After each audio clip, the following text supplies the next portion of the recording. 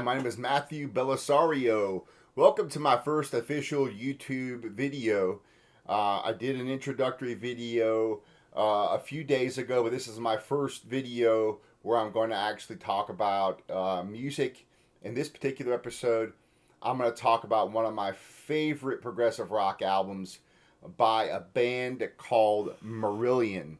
So for those of you who are not too familiar with Marillion, if you're in the U.S., you might not have heard of them. They weren't very big in the United States. They were very big in Europe, especially in the U.K. So they're a great progressive rock band. I got familiar with them from the first thing that I picked up by them is an album called Brave. And I picked up the box set. This is a 5-disc set that has a 5.1 surround sound that I'm really impressed with. I'm really getting into a lot of the surround sound, on these different releases that are coming out. And even though I'm a big vinyl person, I'll tell you what, you cannot beat these 5.1 surround sound mixes when they're done well. And this is one of them that's done very well. But this is not the album I'm going to be talking about today. Although I will highly recommend this particular Marillion album.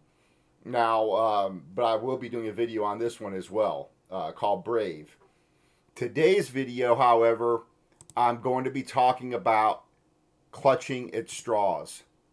And so this particular album was the last one of the Phish era. Now, for those of you who aren't that familiar with Marillion, the first 4 albums that they made were with a lead singer called Phish. And guy's spectacular, great voice. I guess if you were looking at more familiar voices in music, rock music, you might say it's in kind of the same vein as Peter Gabriel type voice. Not exactly, but in that vein.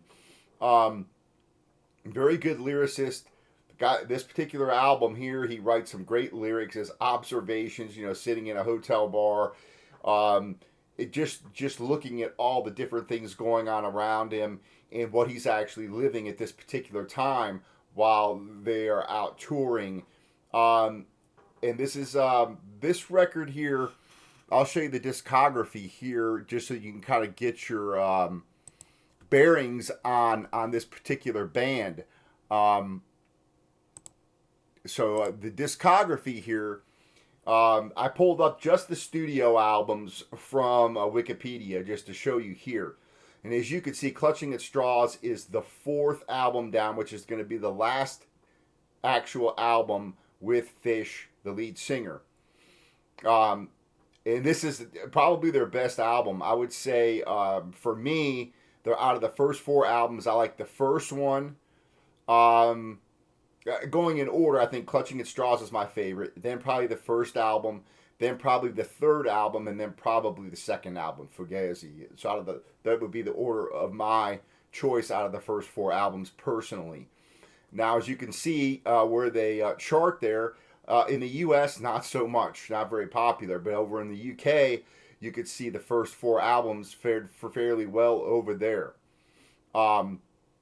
And after the 4th album, 1987, ends, in 1989, Steve Hogarth comes in as the lead singer. So you can kind of get an idea of the particular albums here by year. And then where the change of lead singers happens there after the 4th album, which we're going to be talking about today. So this is the particular lineup here. You can see Phish there on the left. A little bit of paint there on his face. But this was the first lineup that you have. And then the second lineup, you get the Steve Hogarth there, who you can see in the right. Or I'm sorry, to my right. And so that kind of gives you an idea of the band Marillion, a little bit of history there and what you're looking at. So they are a progressive rock band. I would classify them as. In this particular album here, this set comes with 5 discs. So you have the very first album is Clutching at Straws, it's a remix with the entire album. The second disc and the third disc and the fourth disc are live at the Edinburgh Playhouse, so it's full concerts, and then some unreleased demos on your fourth disc. The fifth disc is really where it all happens, in my opinion. I just really am enjoying, again, this 5.1 surround sound. So you have Clutching at Straws, 4824 PCM stereo remix. You have the 4824 LPCM Master Audio 5.1, and then a 4824 DTS Master Audio 5.1. In addition to that, you get a really cool 60-minute The Final Straw documentary, which I found really interesting. And Fish is on there, and the whole band, and they talk about the making of the album and what was going on, and the meaning of some of the lyrics and everything else. So I really enjoyed that. Then there's the original mix, 87 mix on the DVD as well. And then a 1999 bonus tracks, 3 of those. So this thing is just packed full. You can still find this, I think, on Amazon. There were some copies left. If not, you can go on eBay and you can still pick this up for around $50. I would get it while you can, because it seems that once these are gone, they end up going for like over $100 a set. So that is my recommendation on this. This is fantastic. Now, in my introductory video, I told you that I was going to talk about audio equipment and things like that, because what are you going to listen to this on? You can listen to it on cheap 5.1 home theater system, or what are you going to listen to this on? And that's the big question. So I'm going to tell you what system I have set up here and what it costs. Unfortunately, most of the stuff on my system is now not available, or it's been discontinued and replaced by different models. Okay, and I'll talk a little bit about that. So it's important, if you're going to be listening to music, that you have a decent system. Now, it doesn't mean you have to go out and spend $5,000 or $10,000 on a system for a hi-fi audio system, but you will probably invest close to $1,000 on a receiver and all 5 speakers and your sub. And I'm going to talk about each one of these components here in this video, and what I have. And it cost me around $1,000. I'll talk about the price there of everything as we go. But it's not a very expensive system. But it's really adequate for listening to music and enjoying the music in stereo and in 5.1, and also great for listening to movies. So let me dive into that now.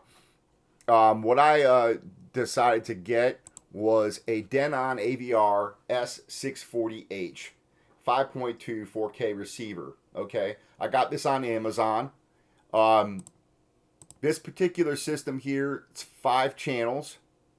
It's 150 watts per channel. So just to give you an idea, so that when you're out looking at receivers, you could look for something similar to this, knowing that at least you're gonna have enough power to. I can crank this thing up pretty good, and it'll shake the floor with the subs and everything else, and it's plenty loud for an average sized living room. Okay, so this is a 5.2 amplifier. I have 1 sub hooked up to it, not 2.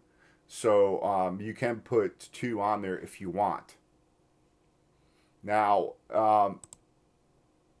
this also has a USB port on the front, so that you can use your FLAC files if you like to download things onto a USB drive, and you can get high quality digital files, which is very important. If you're going to listen to digital music on your receiver, you want a high quality files, lossless files, 24-bit, at least 16-bit like a CD, but 24-bit preferably.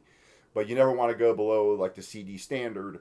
And a lot of people are still listen to these trashy MP3 files. It just kind of blows me away because they sound so terrible. You don't get any separation in the instruments, and it just kind of sounds almost like a saw blade to me, anyways. It also has a phono input, so if you want to connect up your turntable to it, you can. It has a phono input. This is important for something to look at if you're out looking at a receiver. I recommend getting one with a phono input. Otherwise, you can get an external preamp to go into your receiver. I don't use my turntable on this particular system. On another video, I'll talk about my vinyl system, which I use through a set of nice studio monitors and a board and a preamp. And I'll talk to you about that on another video. Um, the Denon also, it's of course has the 5 HDMI inputs, just to give you an idea of what I have here, because basically what I use it for is a Blu-ray player, and I use it for a region-free DVD player. Some of for those of you out there who buy Blu-rays or DVDs from different countries, as you know, there are different region codes, and some of your players will not play certain discs. So the Sony Blu-ray player that I have, it'll play most of the region-free stuff, but it doesn't always play them all. And I still pick up DVDs, since a lot of times certain things aren't available on Blu-ray yet. And so I bought an inexpensive DVD player. You can just go on Amazon and look for region-free DVD player, and I have that on another HDMI input, so that way if I get a DVD that won't play on the Sony, I can stick it in that one. So the 5 HDMI inputs for me are plenty. Other people out there, I don't know what you're using, but for most, I think for most people, you're probably 5 are going to be enough HDMI inputs.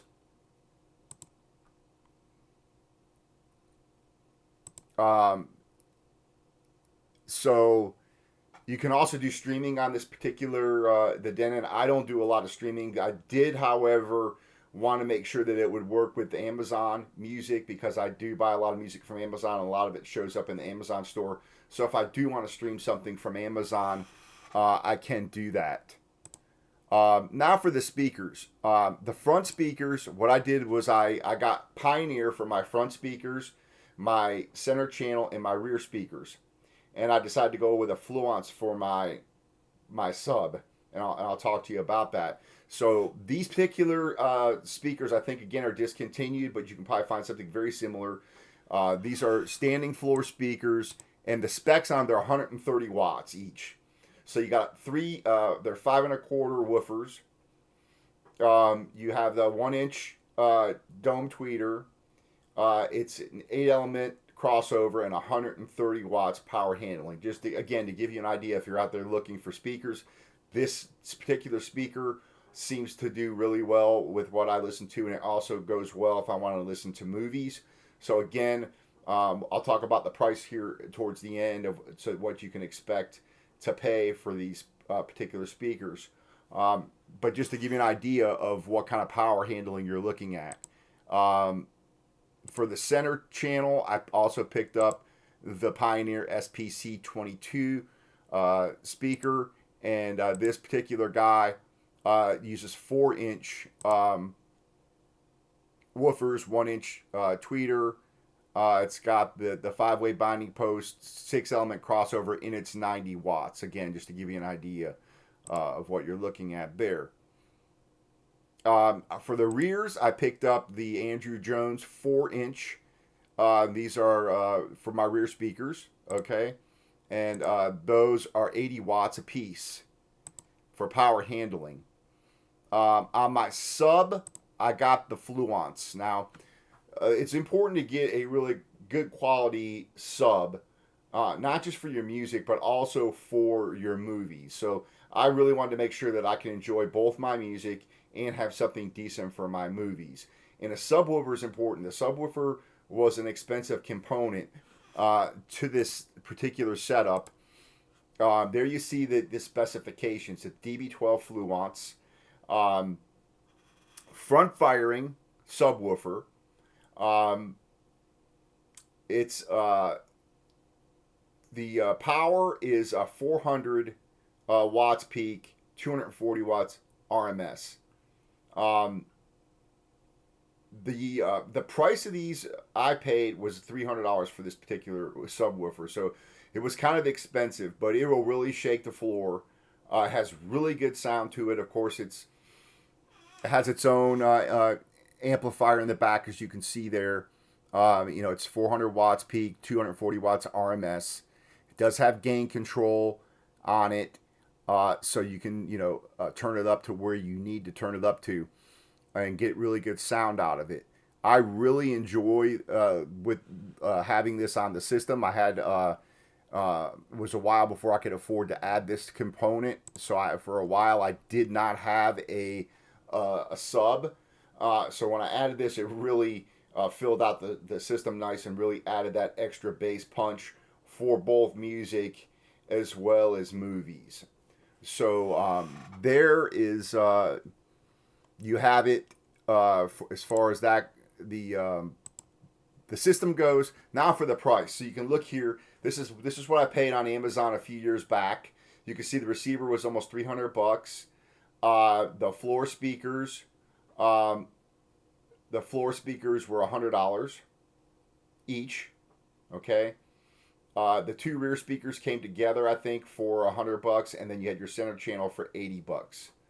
So you're looking at about a little over $600 here for the receiver and the speakers, and then you add in the subwoofer, and you're looking right at $1,000. So when anybody ever asks me, oh, how much is a decent system cost? I always say, prepare to spend $1,000 for a 5.1 surround system.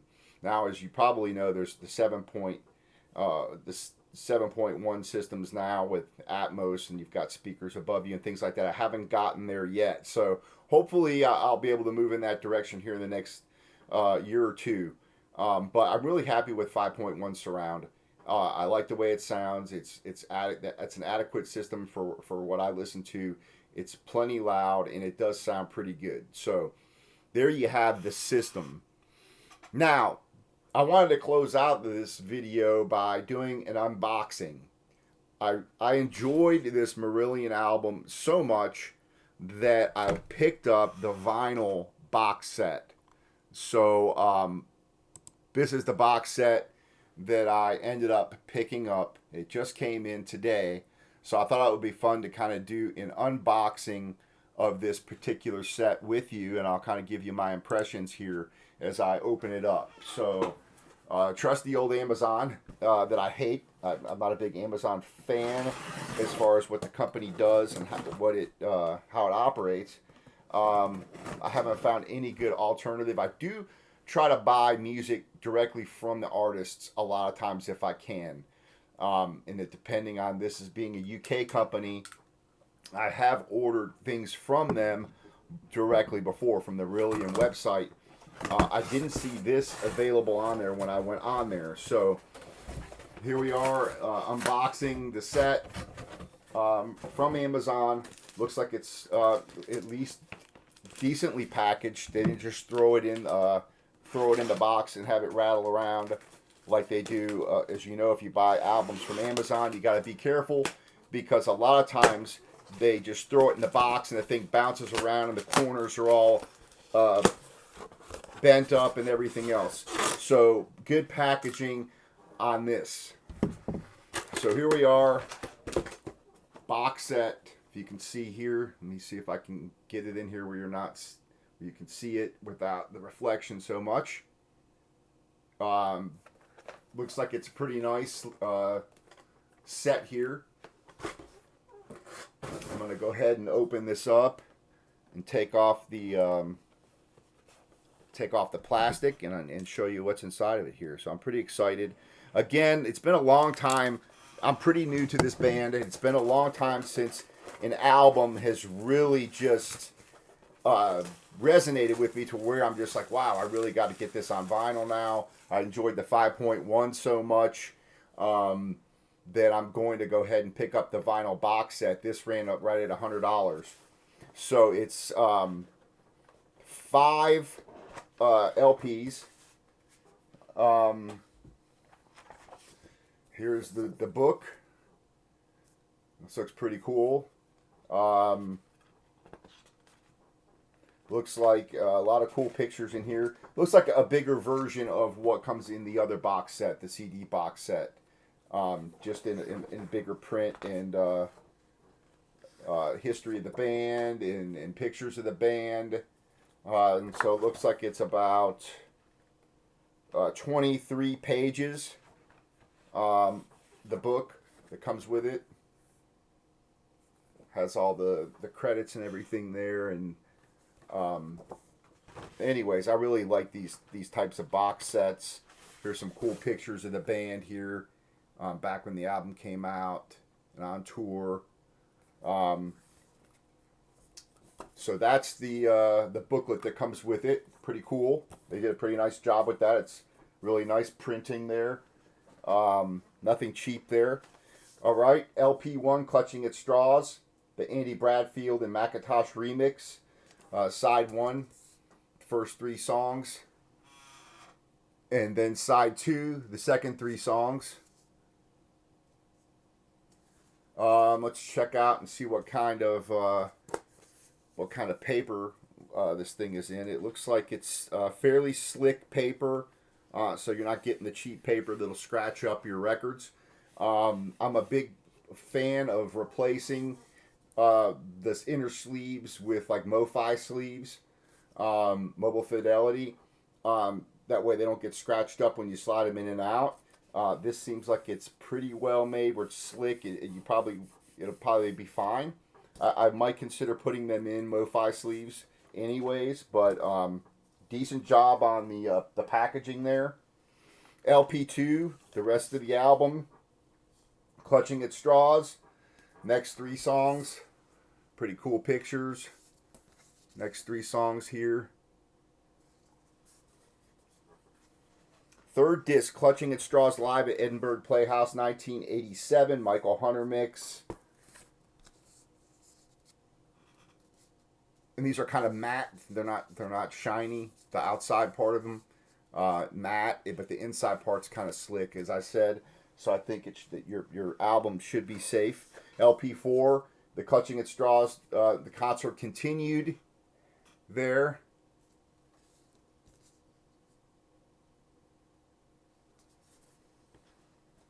LP5, the rest of the concert.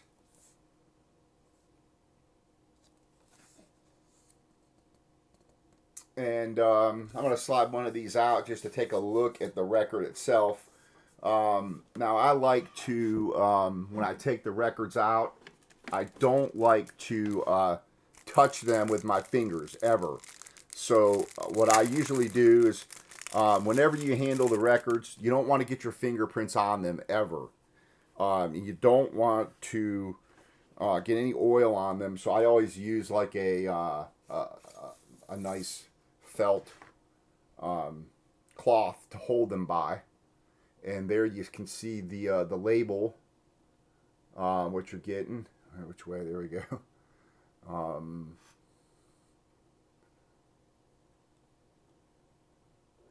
So just looking at the album, it looks like it's, really nice 180 gram vinyl.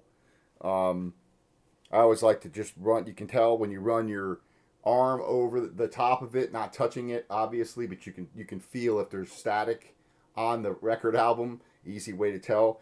I can feel a little bit on there, so I usually use a solution on there that I'll just run over with the cloth to get rid of that static on there, so that when I play it, I don't have any surface noise.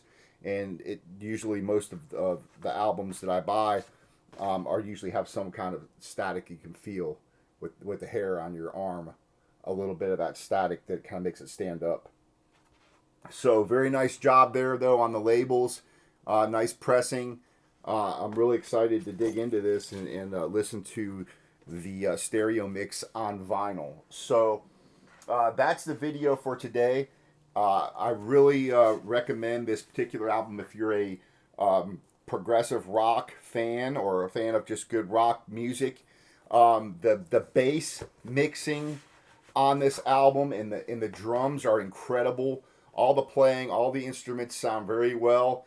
You can really, back in the 80s, especially this time frame, this was made in 87. Back then, a lot of the rock albums that came out, the bass was buried in it. I was just listening to one of the Dawkins albums that was right around the same time, and you can't even hear the bass line. You hear the drum, the kick pretty loud, but there's no bass line you can audibly hear in the mix. And that was the case with a lot of rock albums back in the 80s. The guitars were front and center, the vocals were front and center, even the drums and the snare with the big effects on the snare, that stuff was prominent, but you didn't hear much of the bass. This particular album, not so. This particular album, the bass is fantastic. The bass lines are fantastic. The drums, the dynamics of all the songs, especially the way the first four songs flow together, and the whole album really as a whole flows together. But I really can't recommend this enough. This 5.1 mix of this Clutching at Straws. And then I have not. I'll talk about when I do my next video on the Brave album. Probably do it on Brave album. That's probably what I'll do it on. But I will talk about, at least let you guys know how these records sound, the pressing of them, because it's important when you spend this kind of money on a box set. You want it to sound good. You want it to be a good pressing. You don't want surface noise. And so I am going to talk about that on another video coming up. So I thank you for joining me, and we're going to talk to you next time on another video. Take care.